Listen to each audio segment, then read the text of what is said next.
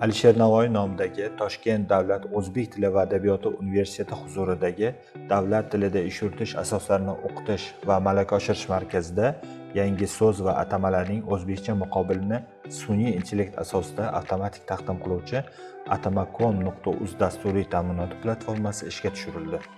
Siz hozir Atamakom platformasining bosh sahifasida turibsiz. Loyiha haqida bo'limida platformaning maqsadi, vazifalari, kimlar tomonidan ishlab chiqilganligi haqida batafsil ma'lumot olishingiz mumkin. Statistika bo'limida esa qancha atama ko'rib chiqilganligi, nechta taklif berilganligi haqida raqamlar bilan tanishasiz. Platformaning eng muhim qismi atamalar bo'limida yangi so'zlarni qidirish, ularning o'zbekcha muqobillarini ko'rish va yangi takliflar berish mumkin. Terminlar bo'limida esa turli sohalarga oid terminlar bazasi jamlangan. Ekranda siz ro'yxatdan o'tish sahifasini ko'rib turibsiz. Bu yerda bir nechta oddiy ma'lumotlarni kirish talab etiladi.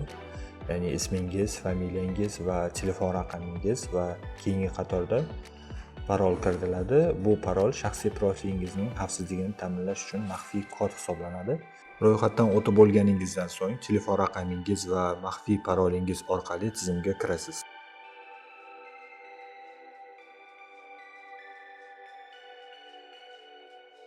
Terminlar bo'limida hozirgi kunda o'zbek tiliga kirib kelayotgan so'z va atamalar jamlangan.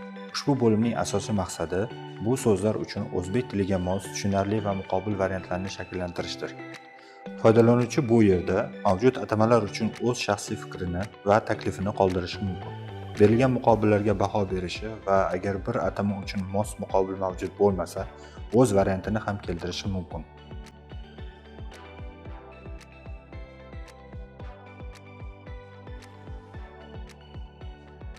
Administratorlar tomonidan mutaxassis roli berilgan foydalanuvchi o'zbekcha muqobili qidirilayotgan xorijiy so'zga jamoatchilik tomonidan taklif etilayotgan terminlarning muqobilini kiritish mumkin.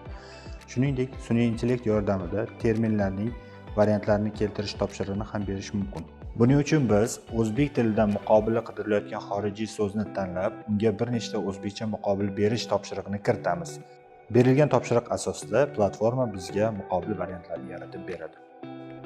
Mutaxassislar, keng jamoatchilik hamda platforma taklif etayotgan muqobil variantlar muhokama qilinadi va izoh qoldirish uchun keng jamoatchilikka taqdim etiladi.